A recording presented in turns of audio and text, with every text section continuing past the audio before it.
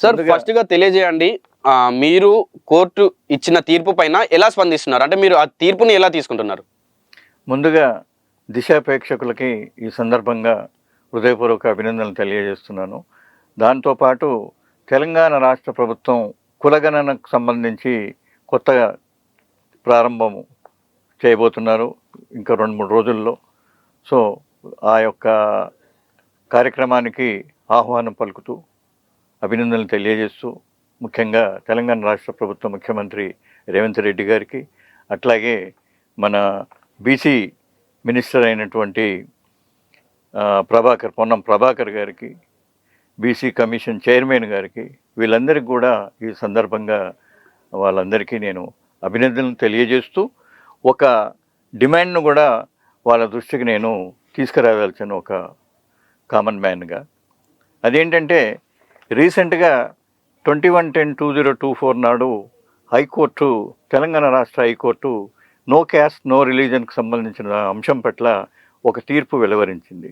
ఆ తీర్పు copy study చేసిన తర్వాత వాటి మూలాల్లోకి కనుక వెళ్ళి చూస్తే, అంటే వాదోపవాదాలు కాకుండా అంతర్లీనంగా దాగి ఉన్న సత్యాన్ని వెలికితీసి తీర్పు ఇచ్చి ఉంటే చాలా బాగుండేది.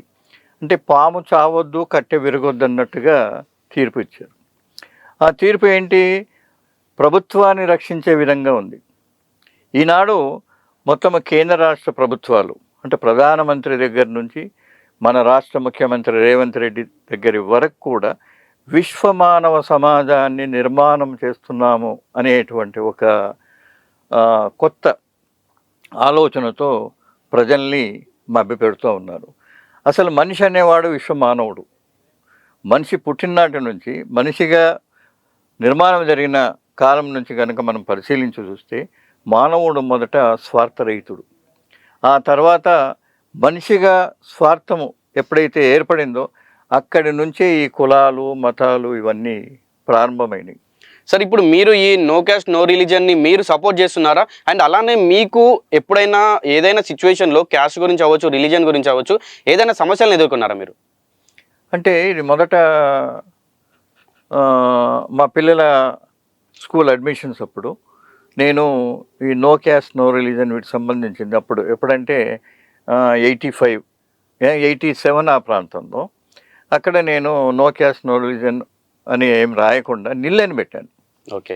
అయితే సెయింట్ జోసెఫ్ స్కూలు డైరెక్టర్ ఎవరైతే ఉన్నారో యూజీ రెడ్డి గారు, అయితే ఆ అప్లికేషను చూసి ఇదేంటి చాలా కొత్తగా వచ్చిందని నన్ను పిలిపించాడు. ఆయన పిలిపించినప్పుడు అడిగాడు, మీరేంటి ఇది నిలబెట్టేశారు అక్కడ అంటే, అవును సార్ అది నేను రాయదలుచుకోలేదు, క్యాస్ట్ రిలీజన్ వాటికి సంబంధించింది ఇది అని చెప్పగానే, అప్పుడు మనకి అది ఇబ్బంది అవుతుంది కదా, రేపు 10th క్లాస్ పాస్ అయిన తర్వాత అప్పుడైనా రాయాల్సిన అవసరం ఏర్పడుతుంది కదా, అప్పుడైతే ఎట్లా మరి ఆలోచించండి అని అన్నాను. అన్నప్పుడు మళ్ళీ నేను మా కుటుంబంలో కూడా చర్చించడం జరిగింది. అంటే మీ పిల్లలకి మీరు చెప్పారా? అంటే మీకు వాళ్ళ పిల్లలు స్కూల్లో జాయిన్ చేసినప్పుడు వచ్చిందంటే వాళ్ళని ఎలా చెప్పారు వాళ్ళకి? వాళ్ళు చిన్నపిల్లలు కదా, అప్పటికి ఎల్కేజీలో అడ్మిట్ చేయడానికి. ఇప్పుడు నేను అనేది ఏంటంటే, మీరు అప్పుడు మీకు స్కూల్లో జాయిన్ చేస్తున్నప్పుడే మీరు ఫేస్ చేశారు కదా, అంటే అది మీ పిల్లలకు మీరు నేర్పించారా ముందుగా? మీరు జనాలకు ముందు తీసుకెళ్ళేటప్పుడు పిల్లలకి మీరు చెప్పడం జరిగిందా అంటున్నా? పిల్లలకి ఏంటంటే వాళ్ళు మొత్తం సమాజాన్ని స్టడీ చేయడము, వాళ్ళకు ఉన్నటువంటి వాళ్ళ ఆలోచన ప్రకారంగా వాళ్ళు స్టడీ చేస్తూ ఉన్నప్పటికి కూడా అటు మా సహచరి లలిత గారు కానివ్వండి, నేను కానివ్వండి, చాలా వరకు ప్రోగ్రెసివ్ థాట్, అభ్యుదయ భావాలతోనే వాళ్ళని మేము పెంచడం జరిగింది. అదే పద్ధతిలో వాళ్ళు ఉండడం, అదే ప్రాసెస్లోకి. సార్ ముఖ్యంగా చెప్పండి, అంటే ఇప్పుడు ఈ నో క్యాస్ట్ నో రిలీజన్ అనేది అంటే ఎలాంటి ప్రజలకు ఉపయోగపడుతుంది? అంటే ఇప్పుడు నో క్యాస్ట్ నో రిలీజన్ అనేది ఇప్పుడు అటు ఎస్సీ వాళ్ళకి కానీ, ఎస్టీ వాళ్ళకి కానీ, బీసీ వాళ్ళకి కానీ ఎవరికి ఎలాంటి అన్యాయం ఉండదు. ఇప్పుడు నేనున్నాను ఎగ్జాంపుల్, నేను అందులో నో క్యాస్ట్ నో రిలీజన్ అనే దాని కాలం దగ్గర నేను టిక్ పెట్టేశాను అనుకోండి. అట్లాగే మా పిల్లలు వాళ్ళు కూడా ఆలోచించి ఇది నిజమే కదా, ఒక సమాజంలో ఒక కొత్త మార్పుకి ఇది చేయడం ఇది, కాబట్టి ఎందుకు మనం ఈ రిలీజను, క్యాస్ట్, ఈవెన్ చనిపోయినప్పుడు కూడా మనం మన శవాన్ని అక్కడ పాతి పెడుతున్నప్పుడు అక్కడ చాలా రకాలుగా సమస్యలు ఎదురైనాయి. ఈ మధ్యనే నాకు తెలిసిన ఒక కుటుంబ మిత్రుని వాళ్ళ నాన్నగారు ప్రొద్దుటూరులో చనిపోయినప్పుడు వాళ్ళ నాన్నగారి శవాన్ని వాళ్ళు అదే రోజు అమ్మ, బ్రదరు, వాళ్ళ తమ్ముడు, అన్నయ్య వాళ్ళు ఆలోచించుకొని ఒక నిర్ణయం తీసుకొని కడప ఆసుపత్రికి వాళ్ళు ఇవ్వడం జరిగింది. కళ్ళు ఎల్వి ప్రసాద్ వాళ్ళు వచ్చి కళ్ళు తీసుకోవడం పోయింది ప్రొద్దుటూరులో. అట్లాగే రీసెంట్గా ప్రొఫెసర్ సాయిబాబా గారు, అవును. రాజ్యం హత్య చేసినటువంటి సాయిబాబా గారిని వారి శవాన్ని కూడా గాంధీ ఆసుపత్రికి ఇవ్వడం జరిగింది. అవును. ఇక్కడ కూడా చాలా సమస్యలు ఎదురవుతున్నాయి. వెలమ వాళ్ళ సమాధులని, రెడ్డి సమాధులని, అవును. అంటే డిఫరెంట్ సమాధులు కూడా క్యాస్ట్ వాళ్ళకు ఉన్నాయి కదా ఇప్పుడు. అక్కడ కూడా ఉన్నాయి. సో ఇప్పుడు క్రిస్టియానిటీ మీరు సమాధులు. ఇదే సమస్య పైన ఇప్పుడు సమాధులు కూడా క్యాస్ట్ వాళ్ళకు ఉన్నాయి అంటున్నారు. ఇప్పుడు మీరు నో క్యాస్ట్ నో రిలీజియన్ అనేది పెడితే ఇప్పుడు చనిపోయిన తర్వాత వాళ్ళకు ఇబ్బంది అవ్వదంటారా? మరి వాళ్ళు ఎక్కడికి వెళ్తారు వాళ్ళు అప్పుడు?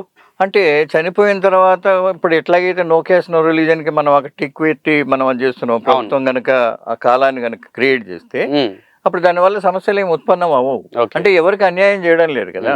వాళ్ళ యొక్క ఆలోచన తీరుని బట్టి, వాళ్ళ ప్రోగ్రెసివ్ థాట్ని బట్టి, వాళ్ళ విప్లవాత్మక భావాలను బట్టి వాళ్ళు వీటికి అంగీకరించడం జరుగుతుంది. ఓకే. అయితే ప్రజలంతా కూడా దీని పట్ల ఆలోచించాలి. ఇది ఎంతవరకు మనకు సమంజసంగా ఉంటుంది అనేది కూడా వాళ్ళు ఆలోచించాలి. సో అట్లా ఇప్పుడు చనిపోయిన తర్వాత ఇంకా ఇప్పుడు చాలా వరకు చేంజెస్ వస్తున్నాయి. అవును. ఆలోచిస్తున్నారు ఏంటంటే చనిపోయిన తర్వాత నా డెడ్ బాడీని ఆసుపత్రికి ఇవ్వడమే బాగుంటుంది, అవును. అది ఒక రకంగా ప్రయోగానికి ఉపయోగపడుతుంది వైద్యుల స్టూడెంట్స్కి వీళ్ళందరికీ కూడా అనేది వంటిది ఒక కొత్త ఆలోచన ఇప్పుడు ప్రారంభమైంది. అవును. ఒకప్పుడు రక్తం ఇవ్వడానికి చాలా భయపడేవాళ్ళు. అవును. అటువంటిది ఇప్పుడు రక్తం ఇవ్వడానికి ఎవరైనా సిద్ధంగా టకామని వచ్చేస్తున్నారు. అది సో అట్లాగే ఇది కూడా ఒక మార్పు వస్తుంది తప్పనిసరిగా. సో ఈ నో క్యాస్ట్ నో రిలీజన్ వల్ల ఎలాంటి మనకు నష్టం లేదు.